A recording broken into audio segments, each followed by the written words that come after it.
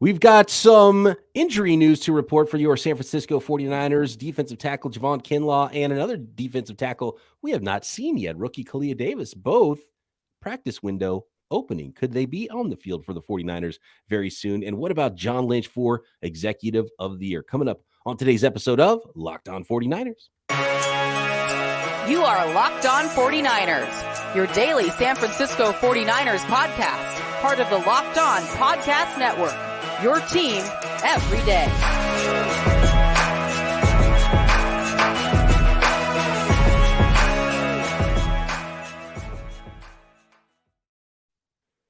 Welcome to Locked On 49ers. Brian Peacock and Nicholas Winkler with you on this Winky Wednesday edition. Eric Crocker is traveling for his holiday celebration. He will be back with me tomorrow, but he is on the road right now. Wishing him safe travels. Not going to be with us on the podcast today, but luckily we do have Nicholas Winkler on this Winky Wednesday. Nicholas Winkler, come on down. Can't believe it. For those of you who don't know who Mr. Winkler is, former colleague of mine, radio colleague, we used to report on traffic together and started doing a podcast back in the day, which was one of the precursors to me jumping on here with Locked On 49ers with you daily, but still talking with my guy Wink every single week. Wink, formerly of the Action News 8 team. Action News 8 Sports with Nick Winkler. There you go. Can't believe it. Wow. And for those of you who are big into The Price is Right, also a Price is Right Showcase Showdown contestant as well. So there you go. Also a final contestant on Wheel of Fortune. Yes, it's true. I still have not seen that one, but I do. That's an oldie. I do love the short hair from back in the day. Much more hair game now in the current version of Nicholas Winkler. Nick, when we were doing traffic back in the day in the Bay Area, and by the way, beyond the Bay Area too, I did stations. I did traffic from Fresno all the way up to Seattle. Was there a favorite market that you liked reporting on the traffic? Like that? I mean, that just the Bay Area. I like doing the 99 corridor. Did you? Oh, that was easy, right? It was like through Fresno and all that. Or Stockton. It was like you're just looking at Highway 99. People just want to know if there's a crash before they get home. Yeah, no, see, I really enjoyed the Bay Area. I just had this nice little smooth rhythm where I'd like go one way around the Bay Bridge or the other way around the Bay Bridge. Like I just figure, once you get in the zone like that and you know what to say a Stalin accident, because sometimes I'd be working late night too, where there's like nothing happening, where it's just I'm mentioning tires on the side of the road. I'm like, it's really close to that right lane. Be careful. Yeah, it's like nobody's really gonna hit that thing, but yeah, you find ways to get through a long shift. That's for sure. And is your wife still enjoying the shoes that you won from The Price is Right? Yeah, the Oscar de la Renta, the 4 pair that I got her. Yeah, she's still really mad at me because at the time we were really strapped for cash, and like one of the first things I said to her was like, "We're gonna make a lot of money on those shoes," and she's just like, "What? We are not selling them." Yeah, exactly. We ended up with a pool ping pong table. Sold the ping pong table and I got a really nice laptop too and sold those. So the only thing we didn't sell was the Oscar de la Renta shoes. Yeah, she's like, yeah, you're not prying those from me. That's fantastic stuff. I love it. Have you tried to get back? We got to get back to the 49ers here in a second, but one more question on the circuit. I've never tried to get on any game shows or been part of any of that. Have you tried to make the rounds again and try to get on anymore? Or once you're on, can you not go back? So that's with Wheel of Fortune. You're once in your life, you're allowed to go on Wheel of Fortune. But Price is Right. They say every 5 years you can go back and try it again. So I'm definitely going to go back down. I was on in 2016, so I could go back. It's time. So maybe this year I'll go back. I'll keep everybody posted, when it's going to be on, because there's a whole interview process beforehand, a screening thing. The producers come out and talk to everybody, and they're watching you with cameras. And it's actually a lot of fun if you get a chance to do it. It's totally free. It just takes up a whole day. Nicholas. 801. 801. Actual retail price. Oh, 810. Nicholas.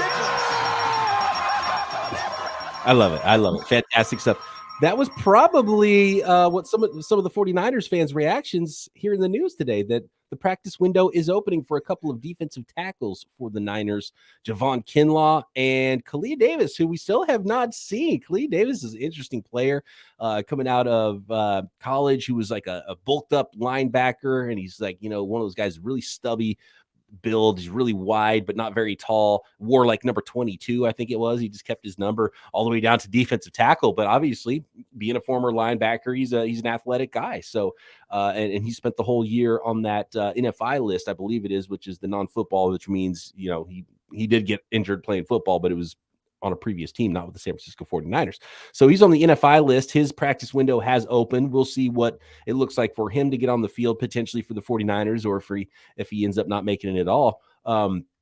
As a former 6th-round pick, but Javon Kinlaw as well coming back, not practicing as of Tuesday yet, but he's supposed to see the field Wednesday, getting a little work in, and I think just a workout on the side and ramping that stuff up. Are you excited for the new defensive tackles? One very tall, one a little on the shorter side for the 49ers. They're built different, but similar explosive traits for those two guys.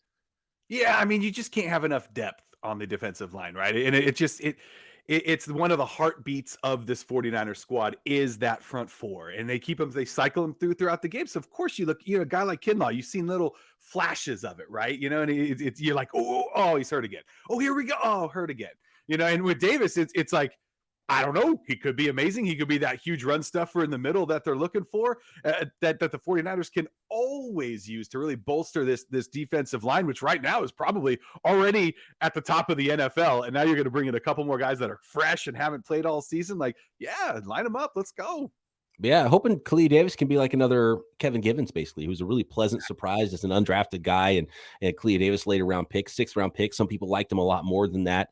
But usually, you start seeing late rounds. He's like, okay, this guy's productive, athletic. Why did he fall? It's like, well, he's, not maybe prototype build or whatever it is.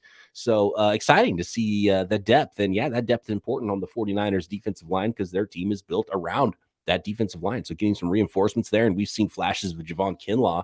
You just hope he can continue to stay healthy and, build on those flashes and maybe build even some consistency with just flat out being on the field. And then, the more he's on the field, I'm sure the better his game will get, because obviously he's a specimen of a human being. And when you see those flashes of some of the wins he has, it's just like dominant stuff. So exciting. And hopefully those guys are healthy for the 49ers stretch run here and getting them into the playoffs, which would be a lot of fun. It's really interesting seeing some of the players around the NFL that you kind of forget about because they hadn't been around all season, and some of them rookies, like 1st-round wide receiver for the Lions and Jameson Williams, and all of a sudden he gets on the field and it's like, oh yeah, I forgot about that. They just got an extra 1st-round pick that shows up at the end of the season, and the Lions are, look out, making a run. They might be a team the Niners see in the playoffs this year. And so yeah, you see a few of those around the league where guys you kind of forget about, and Kalia Davis is one of those. So interested to see what he looks like in a 49ers uniform for sure. Yeah, and it'll be nice to talk about them other than like picking up a rookie tab that is, cranked up to like $300,000. Actually talk about some football when it comes to these guys.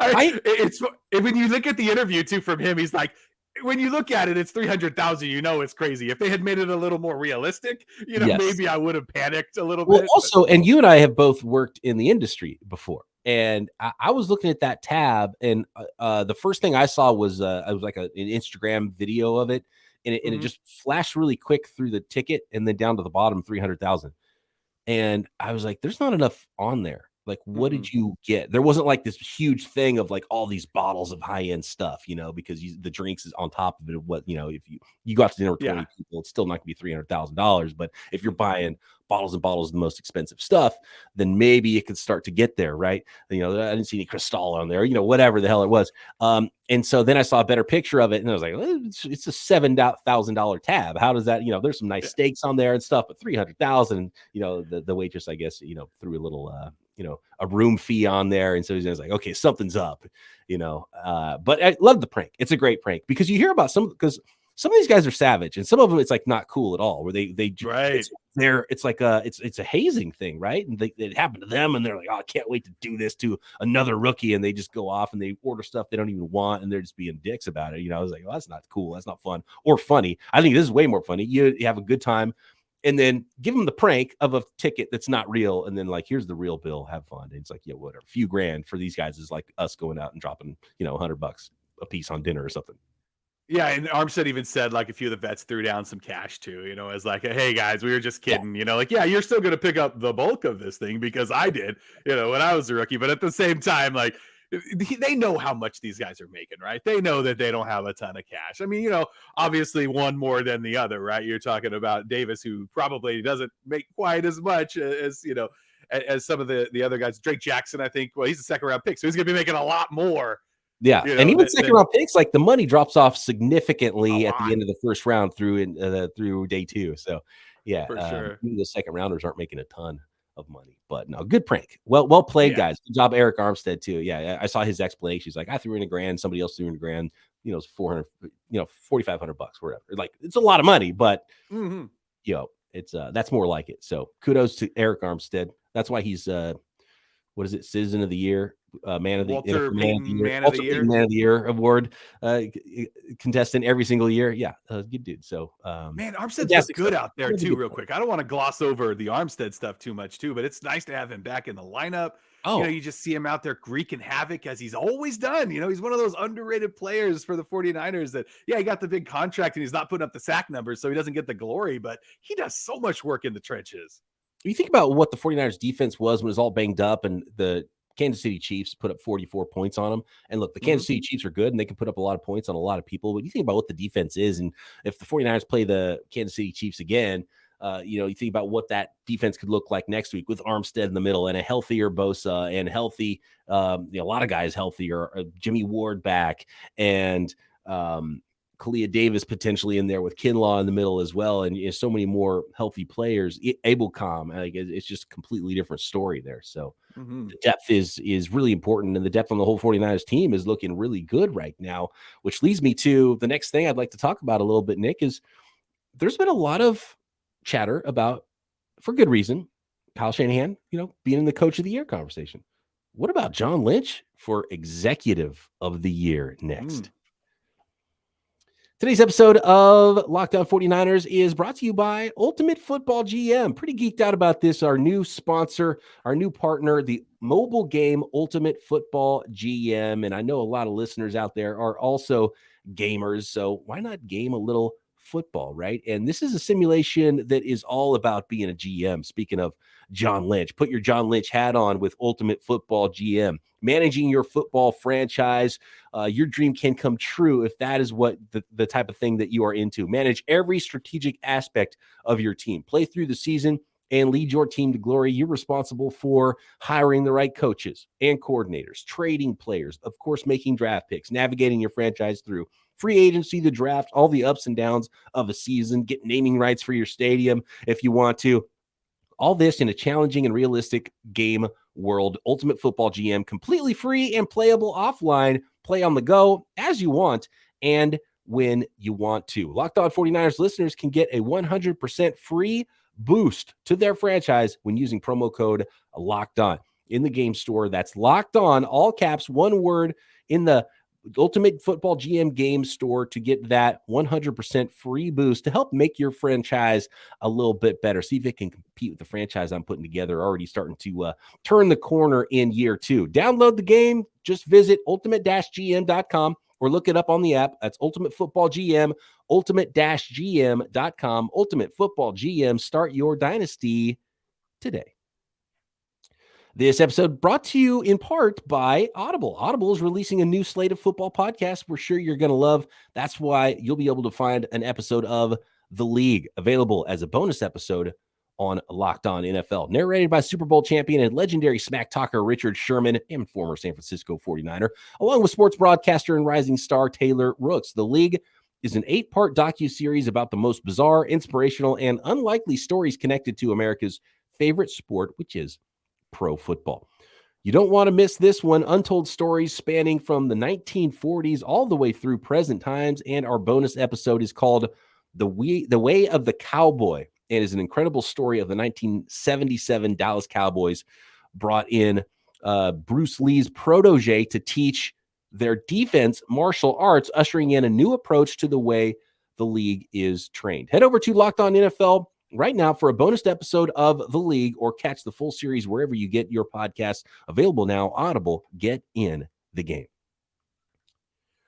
Wink, let me lay this out for you a little bit with the job that John Lynch has done putting this football team together. And I talked about on the Ultimate Football GM, starting from scratch, basically, which is what the 49ers did in 2017. And there were some lean years. And congratulations to Kyle Shanahan for finally getting to that 10-win mark this year, which means he's not going to be a sub-500 coach for the 49ers after this season. And hopefully that continues into the future, depending on how many games he wins this year. And he's not sub-500 in subsequent years to get him back under that 500 mark. But he needed 10 wins this year to get to 500 for a regular season record. And he's already done that. So you can't say Kyle Shanahan's a losing coach anymore. But what about everything that John Lynch has done, shopping for the groceries in a way to give Kyle Shanahan this team, to put them in the position right now to be winning the West and competing for that 2 seed in the NFL playoffs? And you just look at this season alone. And look, I was critical of the trading for a running back in Christian McCaffrey.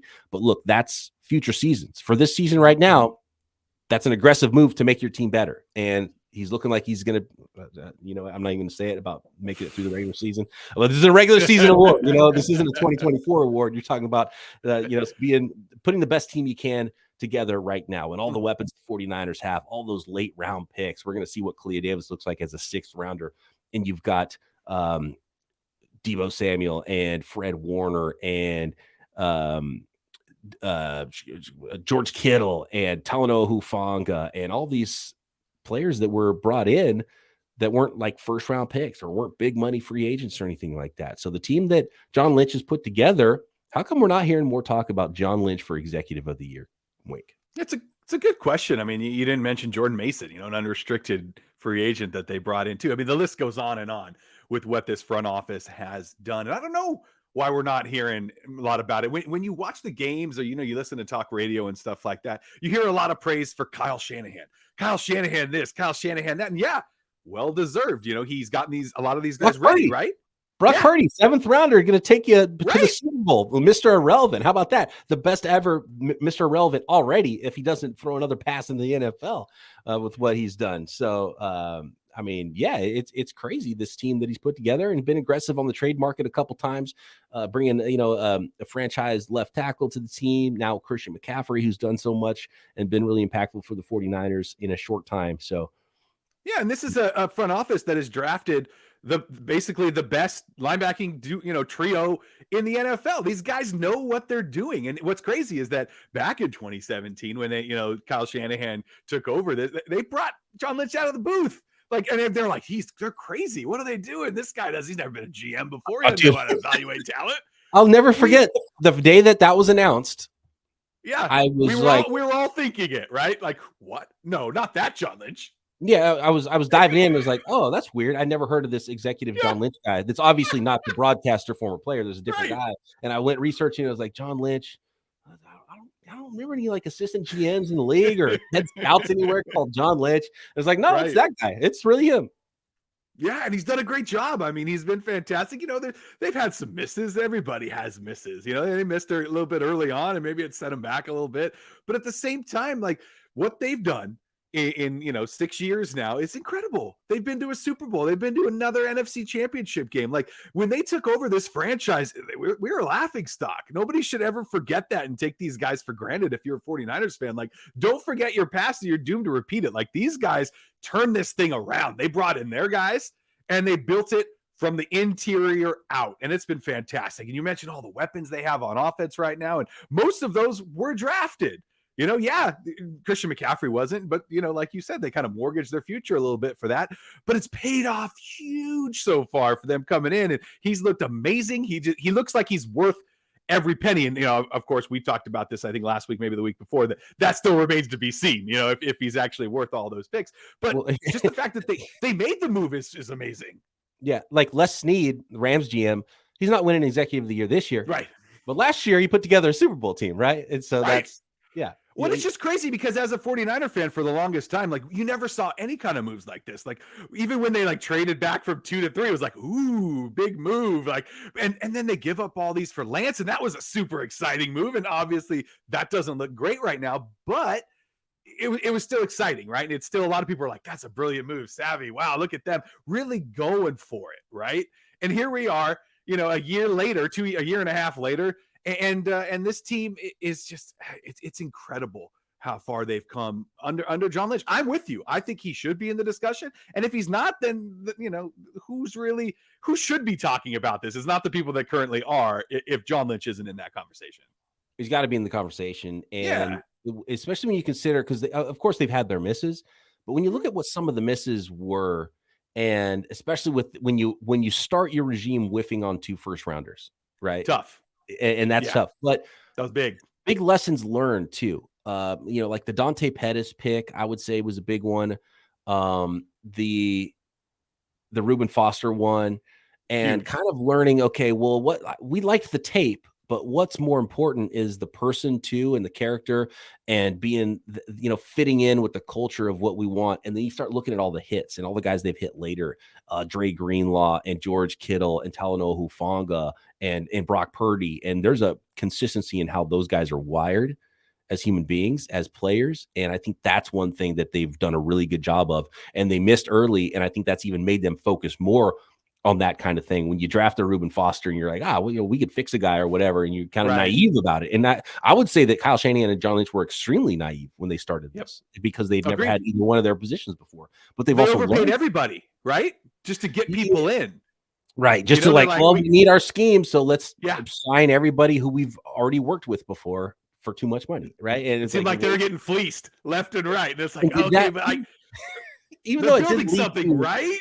Right. Yeah, exactly. And even though that didn't lead to wins there, I wonder if that they brought in people they trusted to set the stage for the guys who would actually eventually start winning games for the team too. So it could have been important to overspend on the right characters then to build your team to, for Pierre Garçon to teach, the next guy how to play wide receiver and set a standard there. And Malcolm Smith at linebacker to show Fred Warner, how things are supposed to go in the scheme and those kinds of things. So you never know how important that stuff was. But, and especially when you look at those late round picks the 49ers have had, it's the picks that are less like clearly like the Shanahan picks. And I'm sure, Kyle, you're not going to draft Brock Purdy if Kyle Shanahan didn't like him. Right. So, sure.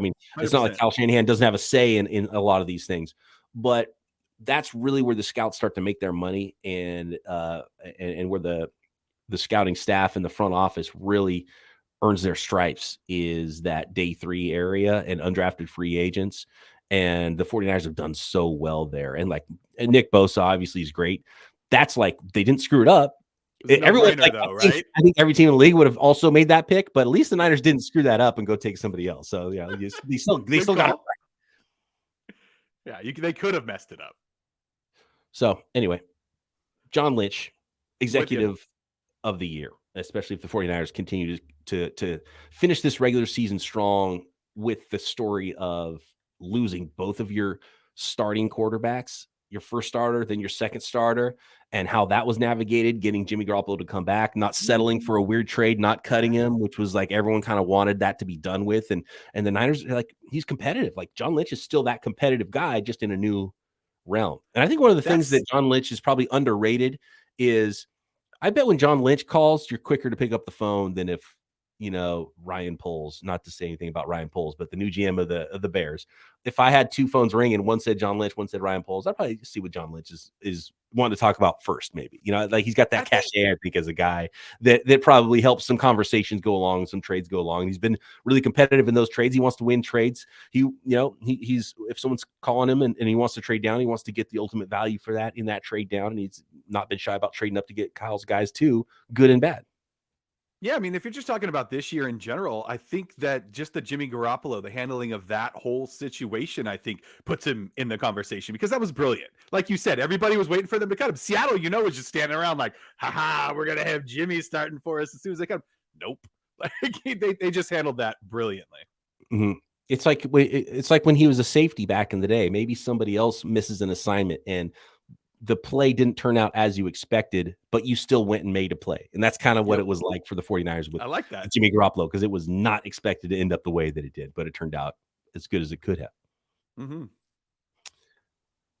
How about those Washington Commanders Christmas Eve game? Let's turn the page to week 16 next. Today's episode of Locked On 49ers is brought to you in part by Total Wine & More. This holiday, find what you love at Total Wine & More. With so many great bottles to choose from, it's easy to find a new favorite single barrel bourbon or I just had a really good mezcal the other day, and I'm going to be on my way to Total Wine & More to get that and take it to my my holiday party and to my family's holiday party, and probably hide it somewhere because my father-in-law owns a Mexican restaurant and I want him to be able to sip some of it, but I don't want everybody who's not going to appreciate it to have a sip of it. You know, it's one of those things. So I might hide it away somewhere, but you can find everything, whether it's that very special bottle of something or something, everyone's going to love. Find what you love what you find at Total Wine & More. Curbside pickup is also available and delivery in most areas. Visit TotalWine.com to learn more. Spirits not sold in Virginia and North Carolina. Drink responsibly and be 21. How about this, Wink? So projecting into January a little bit. Okay. The 49ers have the Washington Commanders. The Commanders have that weird tie on their record, which is going to help them. Even if they lose this week, they'll still be in a situation where they'll have that half a game lead on some teams. And I think it'll, in the end, help them. I don't know if they're going to end up getting in. There's a few games to go. They still have to win a couple, and they probably have to win the last two if they do lose to the 49ers to make sure they have that. What would it be? 8-1 at that point is the minimum, but 9-7-1 would really start to look nice for those Washington Commanders. But how about this?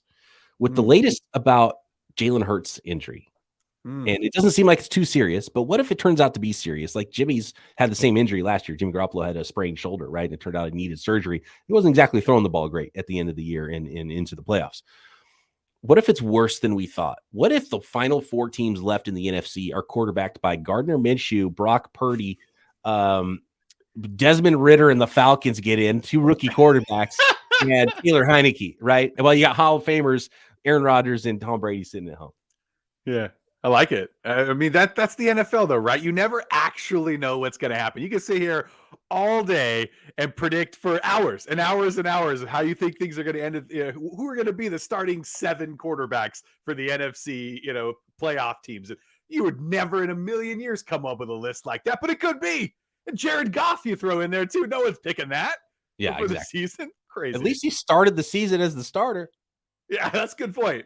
It doesn't happen. That doesn't happen a lot in the NFL right now. No, I think the Jalen Hurts stuff is crazy because he's been so amazing all year long. I mean, MVP candidate, right? I mean, you're talking about a guy that has really just shifted into a new gear. The A.J. Brown edition just really brought out everything that Jalen Hurts had inside of him. And so that could really, really derail their season. Even if he misses a couple of games and maybe their rhythm gets thrown off and then he has to come back right before the playoffs or in the playoffs. And yeah, if he doesn't play for a month or 5 weeks and all of a sudden, because they have a bye, if Gardner Minshew, as long as he wins a game, and I think they'll be fine with him and he'll win one of those games. They're still a really good team and he's one of the better backups probably in the league.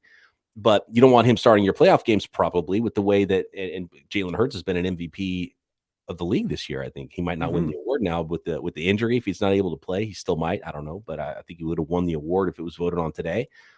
But with Jalen Hurts, you don't want to be cold, and then your first playoff game, you're bad for a half, even if you get it going. Like you don't want to get behind in a game.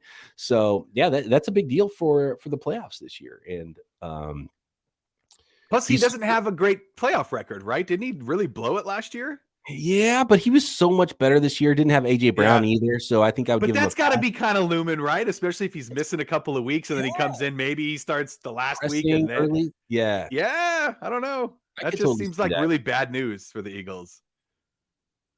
You get my mind always goes to the team building aspect of stuff, and all the talk we had earlier this season about Trey Lance and putting him in harm's way of carrying the football. And you see Lamar Jackson get hurt, and we've seen how much Jalen Hurts runs the ball, and now it finally caught up with him. Someone landed on him, and then all of a sudden, boom, there's your quarterback, right? And you watch Tom Brady play, and he gets the ball out. He does not want to be touched at all, even more than he used to. He gets the ball out as quick as possible, which I would too if I was playing quarterback in the NFL at 45 years old. 45. You didn't mention Kyler Murray too, another running guy who Kyler Murray tore his ACL. He didn't even get hit, but he's run a lot. If he wasn't running there, does he tear his ACL? Probably not.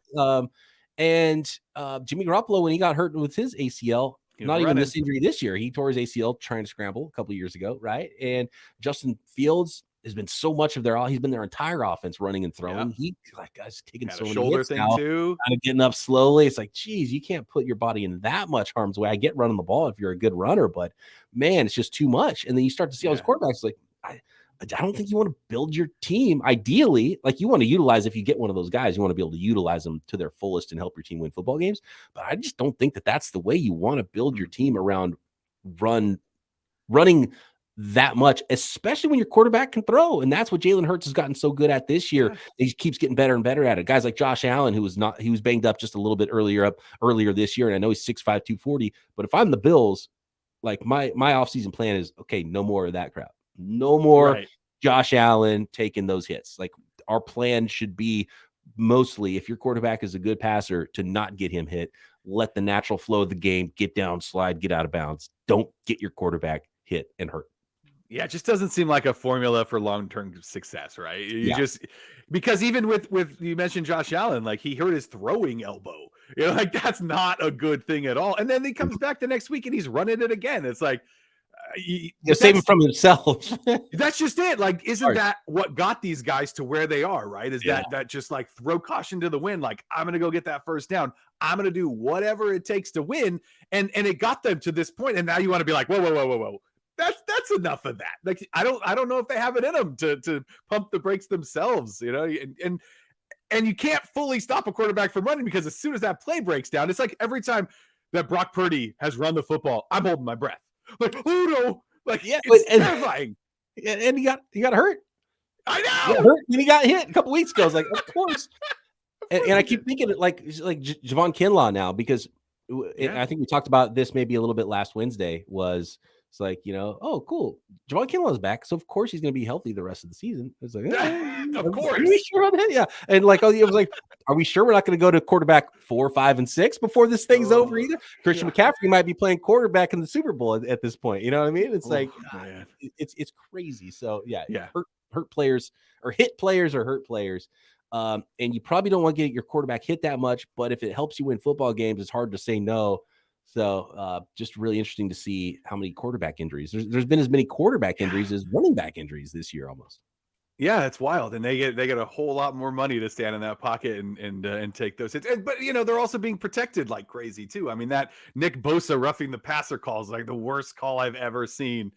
Oh, they need to get hit more earlier in their careers so they can withstand it. It's there you go. It's like the pitching thing, right? It's like guys, they don't throw as much anymore, so guys can't go as deep in the games, and so they can't go as deep in the games because they didn't practice going deep in games, and then it becomes a bullpen game, and that's what we're seeing with players. Every game is a bullpen game. But you know why? It all comes back to the depth of your football team. Even at quarterback, the 49ers 3 deep, and that's why you need a good GM, like an executive of the year, to make sure you've got the depth to handle injuries on your defensive line, at quarterback, at running back, wherever it is. And the 49ers have absolutely done that. What they don't need is depth at punter right now, because Wisnowski wasn't his best game, 6 punts, but 3 of them inside the 20, right? Just, he did have a touchback, not his best kick, but the guy's still leading the league in touchback percentage. That's what's most important when it comes to kicking. Wink switch watch. Yeah. Keep that guy out there. Lock him up long-term. Let's go. He already did. That was one of the dude. And extend it. Extend the extension before the season's even over. That's more. another one that I forgot to mention was Drake Greenlaw's extension. It was like, okay, weird, because they probably have to choose between him and Aziz Al-Shaair, I guess. And since then, Drake Greenlaw's taken his game to a new level. He's playing awesome right now, and so that he's leading tackles like every week. Oh, that's a little surprising, and it shouldn't be surprising that you draft and develop a guy and you want to keep him around and reward him and sign him long term. But it's like, okay, interesting. They're going to pay a couple of linebackers here because they're already paying Fred Warner a lot, and then you're starting to see how he's playing. It's like, it was kind of a deal of a contract if he's going to keep getting better and better like this, because the way those 2 linebackers right now are playing is pretty awesome. So yeah. Since we're talking special teams, that Robbie Gould field goal miss was terrifying to me, because it's like, oh no, you just left the door open. Don't do that. Yeah. Luckily they shut that. Yeah, that game, the score looked a lot closer than that game was. And it takes like some special team stuff, and it takes a lot for that to happen. The 49ers defense too good. Is like, nope, not going to happen. Don't worry about it. That's what makes me feel good about this football team. It's what makes me feel good about this weekend's game against the Commanders. The 49ers are just flat out better. But Heineke versus Purdy, I think it's going to be a better game and a better product on the field than maybe you would think if we talked about Purdy versus Heineke potentially 4 months ago. Yeah, everybody be like, Purdy? Who's that guy? Yeah, wait, who is Brock Purdy, first of all? Remember that guy, the Niners? Yeah, remember that guy the Niners drafted last in the draft? Yeah, he's in the Remember the irrelevant guy? Remember him? He's actually more popular. I think more people probably knew who he was because he was Mr. Irrelevant. If he was the pick right before that, even fewer people would have known who he was even leading up to this. His jersey's sold out right now. Like, you can't even get it. The one that says 262 that's like really wide, or his 13 jersey? I think you can get the 262. I think that's available. Are you predicting a 49ers win Sunday against the Commanders, Wink? Saturday, yeah, I am. Or Saturday, excuse me, Saturday. I think you're going to have a Commanders team that's pissed off, right? I mean, they're coming off of a pretty tough finish to a football game Sunday night, and they're going to come up. They need a win, but the 49ers defense is just too tough. Wink, thanks for joining me here as always. Yeah, my pleasure, buddy. Happy holidays, everybody. Yeah, happy holidays to the Winkler family and everybody listening. We got a little pregame action tomorrow on the Thursday crossover episode with David Harrison of Locked On Commanders. And of course, Croc and I will be coming back after the game as well to break everything down, let you know about the timing of when that podcast will happen because of the holidays, but it will happen. Thanks everybody for making Locked On 49ers your first listen. Back tomorrow right here, Locked On 49ers. See ya.